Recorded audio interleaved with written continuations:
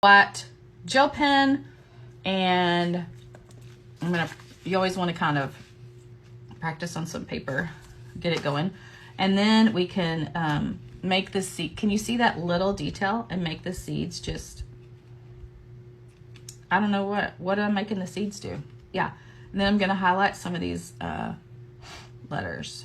Yeah, I like the frame. Thank you. I do think it sets it off nicely as well. Okay, can you see those little lines, those little white spots? So there we go. So I hope you enjoyed the washi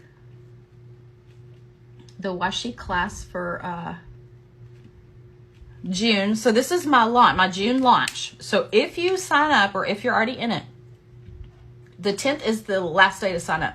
That's when each month, always on the 1st, and then I'm going to start trying to do this free class on the 1st.